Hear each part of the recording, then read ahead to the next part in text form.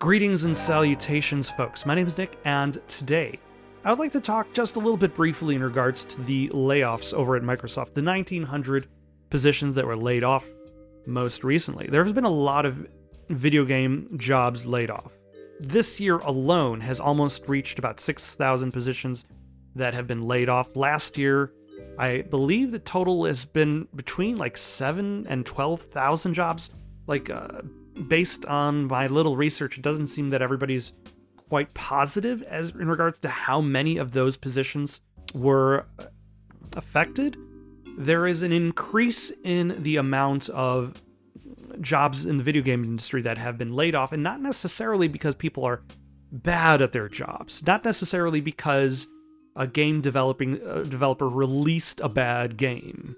A lot of these layoffs are more focused on like pruning the size of the company, or in Microsoft's case, balancing their budget versus a tremendous purchase they just made 3 months ago, the $69 billion they had spent on Activision Blizzard.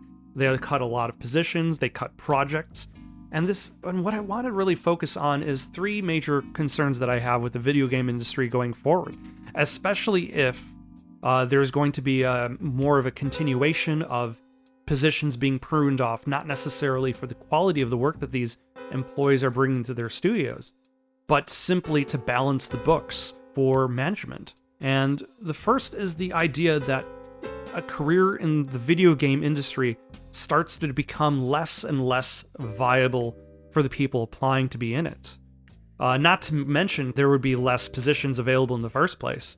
You've already got a lot of people attempting to get the same positions, but now there are fewer of those positions, and also those positions can just disappear. Like, you can have a career at a company going for 5 years, for 10 years, for 15 years, and then suddenly you're let go, not because of the job that you did, but because a company bought out your company, and now whatever company loyalty you had is worth nothing. Like, how do you make the video game industry a viable position, a viable career for anybody who wants to grow in that industry? Because, like, the video game industry survives on iteration. It survives on people learning and growing and improving themselves so that the next time they do a better job than the previous time. Just compare, say, the combat in Mass Effect 1, 2, and 3. Like, if they released the combat in Mass Effect 1 as is today, like, that would probably be very out of date. But it's all based on the idea of people learning from their mistakes, their successes, and their failures to iterate upon the next thing. And if you find yourself constantly swapping people out, you'll find the second problem I have on my list, brain drain. You'll start finding yourself in situations where you don't have the experienced individuals. Like think about all of those more experienced developers that have been around the industry for so long. The first Alan Wake game is a critical success, but it was not a financial success. Quantum Break was not a financial success.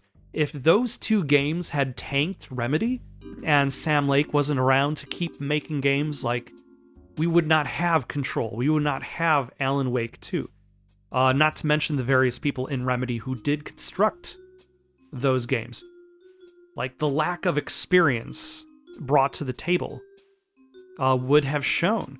But ultimately, what I consider most important, the most important thing in regards to the layoffs, is that it shows, like, the layoffs like Microsoft or Embracer Group show that these companies are demonstrating that they seem to care more about the products than the people.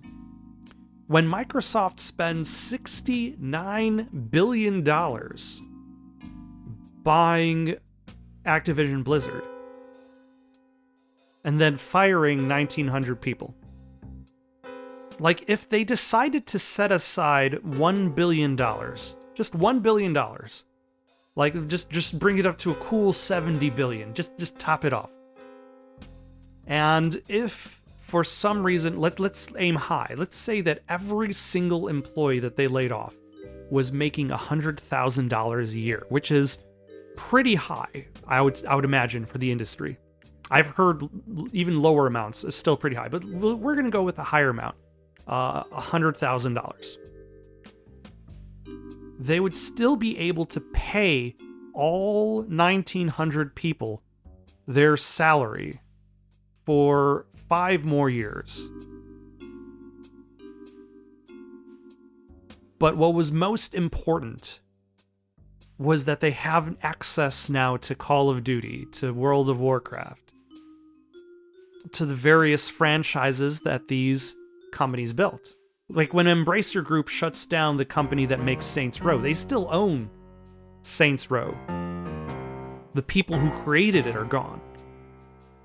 And that's, I think, one of the biggest debilitating effects of all of the layoffs in this industry that is affected right now, is it shows that there are a lot of companies that care far too much about the product that they're making, but not enough about the people that are making it. Because without them, we wouldn't have that product. We would have nothing. What are your thoughts? Leave them down in the comments down below. Don't forget to like and subscribe, and have yourselves a good night.